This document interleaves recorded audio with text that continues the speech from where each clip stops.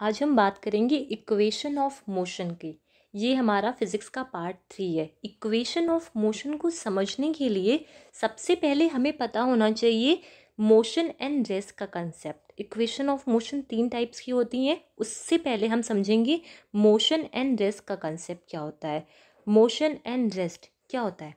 Motion का मतलब होता है कि जब कोई बॉडी पोजीशन के साथ अपनी टाइम के साथ अपनी पोजीशन को चेंज कर रही हो तो वो मोशन होता है। रेस्ट का मतलब होता है कि वो स्टैटिक रहे, एक जगह पे टिकी रहे, मतलब अपनी पोजीशन को चेंज नहीं करती है, तो वो रेस्ट में होती है। अपनी एवरीडे लाइफ में हम बहुत सारे ऐसे ऑब्जेक्ट्स को देखते हैं जहाँ पे कुछ ऑब्जेक्ट्स जो होते हैं वो रेस्ट में होते हैं, कुछ मोशन में होते हैं। रेस्ट का मतलब एक जगह रुके हुए होते हैं, कुछ चल रहे होते हैं। फॉर एग्ज़ाम्पल बर्ड्स फ्लाई करती हैं, चिड़िया जो उड़ती हैं, फिश स्विम करती हैं, कार मूव करती हैं, आइटम्स हो गए, मॉलिक्यूल हो गए, प्लैनेट हो गए, स्टार हो गए एंड गैलेक्सीज। ये सब किस में होते हैं? मोशन में होते हैं। लेकिन कुछ ऐसे मोशन होते हैं जिनको हम देख नहीं सकते, लेकिन हमें पता है कि वो वहाँ पे मोशन हो रहा है। फॉर एग्ज़ाम्पल ये कार है, ये कार यहाँ से इस पॉइंट से इस पॉइंट तक जा रही है, एक जगह से दूसरी जगह पे जा रही, तो ये मोशन हमें विजिबल है, ये मोशन हमें दिख रहा है, तो हम कह रहे हैं हाँ इसमें मोशन हो रहा है। लेकिन कुछ ऐसी भी चीज़ें हैं जहाँ पे मोशन होता है और हमें पता है यहाँ पे मूवमेंट हो रहा है, लेकिन उसे हम देख नहीं सकते। फॉर एग्जाम्पल एयर, हम कहते हैं हवा चल रही है। कैसे हम कहते हैं? क्या हम उसे देख सकते हैं? नहीं देख सकते हैं, लेकिन फिर भी हम कहते हैं हवा चल रही है। कैसे हम कहते हैं? बाय ऑब्जर्व करते हैं, उसको हम फील करते हैं। जब मूवमेंट होता है डस्ट का, या फिर मूवमेंट होता है लीव्स का एंड ब्रांचेस ऑफ ट्रीज का, जब पत्ते हिलते हैं या फिर जो धूल वूल उड़ती है, तो हम क्या कहते हैं? यहाँ पे मोशन हो रहा है, हवा चल रही है, इसलिए ये सब चीज़ें उड़ रही हैं। ठीक है, तो यहाँ पे कुछ ऐसे मोशन होते हैं जो विजिबल होते हैं, कुछ ऐसे मोशन होते हैं जो विजिबल नहीं होते हैं, लेकिन वहाँ पे भी मोशन हो रहा होता है। जब हम बात रेस्ट की करते हैं, रेस्ट में क्या होता है? बॉडी मूव नहीं करती है, बॉडी एक जगह रहती है, वहाँ पे चेंजेस नहीं आता। अगर बॉडी यहाँ पे है तो वो यहीं पे रहेगी। तो यहाँ पे क्या हो रहा होता है, वो अपनी पोजीशन को चेंज नहीं कर रही होती। फॉर एग्जांपल ये गर्ल है, ये बैठी हुई है, तो ये किस पोजीशन में? रेस्ट पोजीशन पे।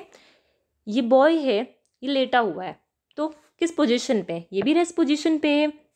उसी तरह हमारा घर किस पोजीशन में हुआ है? वो रेस्ट पोजीशन पे। ऐसा तो नहीं है कि कुछ अभी यहाँ पे कुछ देर बाद चल के कहीं और पहुँच जाता है, ऐसा नहीं होता है। वो रेस्ट पोजीशन पे होता है। पेड़ है, वो भी रेस्ट पोजीशन पे होता है।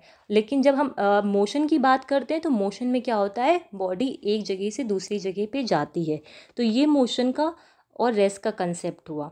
इसको और अच्छे से समझने के लिए हम 3 इक्वेशंस की बात करते हैं। 3 इक्वेशन जो न्यूटन ने दी थी। न्यूटन ने 3 लॉज भी दिए थे, उसको हम नेक्स्ट वीडियो में बात करेंगे। 3 इक्वेशन ऑफ मोशन जो न्यूटन ने दी थी वो क्या थी?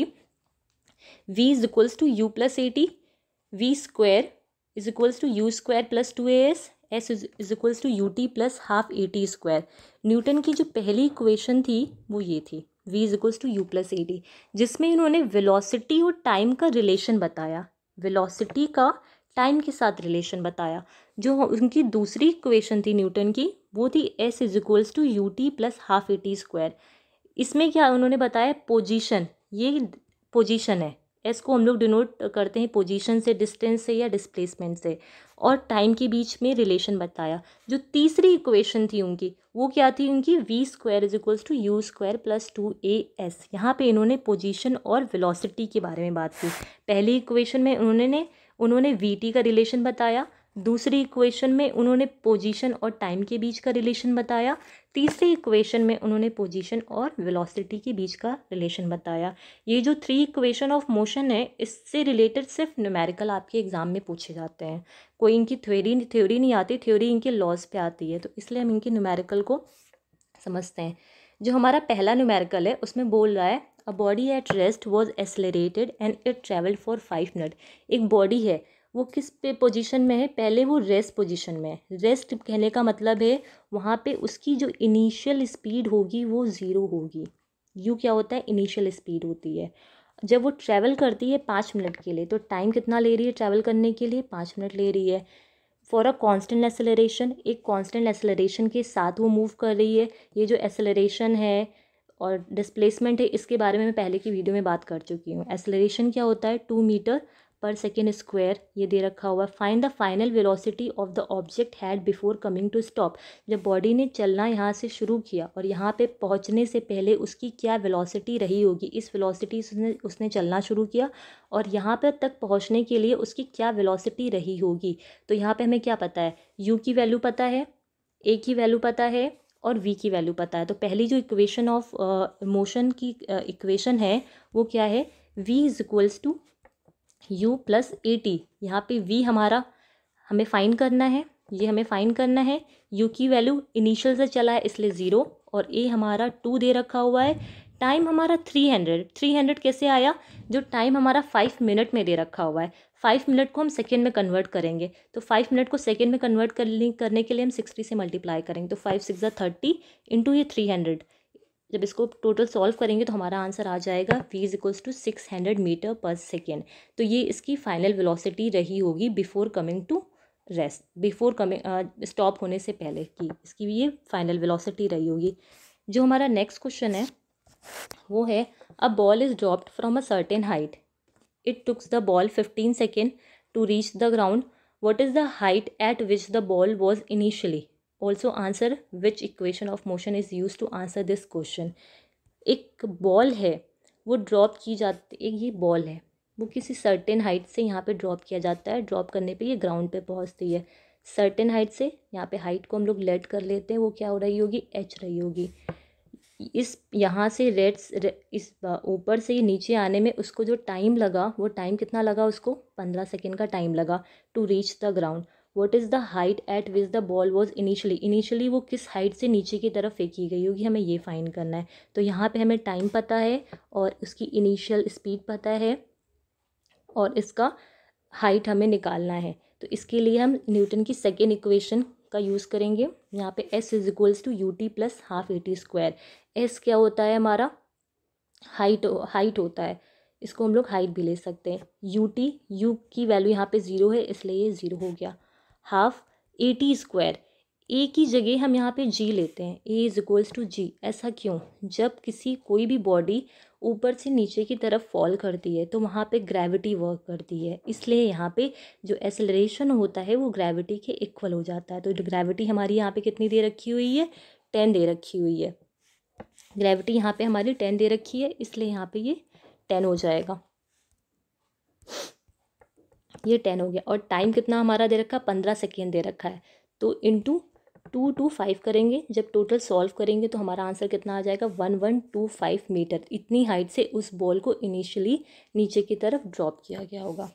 नेक्स्ट क्वेश्चन जो हमारा है वो, a toy is accidentally dropped by a kid from his roof, the final velocity of the toy before it reach the ground was 8 metre per second, find the height of the building. हमें यहाँ पे क्या निकालना है, building की height निकालनी है। एक टॉय है, एक्सीडेंटली वो किसी बच्चे के हाथ से छत से नीचे गिर जाता है, जब नीचे गिरता है तो ग्राउंड पे आता है। Final velocity of the toy before it reach the ground was 8 metre per second.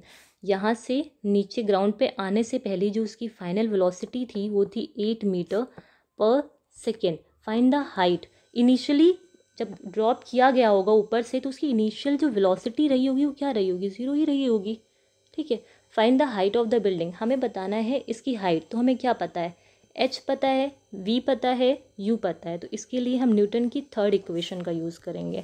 Third equation क्या होती है, v square is equals to u square. यहाँ पे हमें टाइम की बात नहीं की गई है इसलिए हमने यहाँ पे थर्ड इक्वेशन का यूज़ किया है, राइट। 2as, ये हमारी न्यूटन की थर्ड इक्वेशन है। वेलोसिटी, फाइनल वेलोसिटी 8 मीटर, 8 का स्क्वायर कर देंगे। इनिशियल वेलोसिटी 0 है, क्यों, क्योंकि वो रेस्ट पोजीशन पे थी, 0 हो गया। अब यहाँ पे भी acceleration is equals to gravity हो जाएगा। यहाँ पे हमें ग्रेविटी की वैल्यू क्वेश्चन में गिवन नहीं है इसलिए हम ग्रेविटी की वैल्यू 9.8 ले लेते हैं। तो 2 इंटू 9.8 और इसकी वैल्यू हमें फाइंड आउट करिए, जब इसको फाइंड आउट करनी है, जब इस पूरे को हम सॉल्व करेंगे तो हमारा आंसर आ जाएगा 3.26 मीटर, राइट। नेक्स्ट क्वेश्चन है हमारा, I cycle cover 2 kilometre in 8 minute and The initial velocity of the cycle was 1 meter per second. Find the acceleration that the cycle had in its position.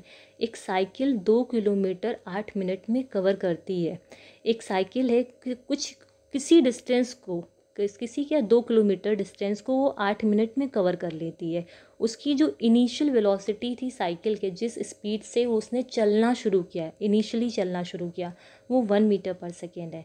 Find the acceleration that the cycle had in its motion. यहाँ पे हमें क्या find करना है? Acceleration को find करना है. हमें क्या पता है? डिस्टेंस पता है, एस की वैल्यू पता है, जिसे हम लोग डी से भी डिनोट करते हैं, एच से भी डिनोट करते हैं और एच से भी एस से भी डिनोट करते हैं. डिस्प्लेसमेंट 2 किलोमीटर है, 2 किलोमीटर है, उसको हम चेंज करेंगे मीटर में, तो यहाँ पे 1000 से मल्टीप्लाई कर देंगे तो ये कितना हो जाएगा? 2000 हो जाएगा. और हमें यहाँ पे क्या पता है? वेलोसिटी पता है, इनिशियल वेलोसिटी को यू से डिनोट करते हैं 1 मीटर पर सेकेंड.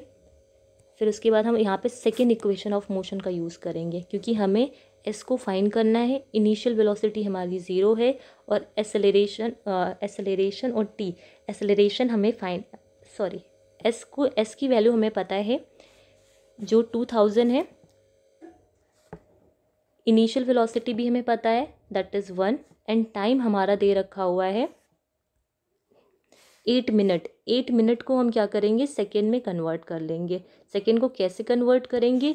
8 इंटू 60 कर देंगे. 8 6 48, तो 480 आ गया.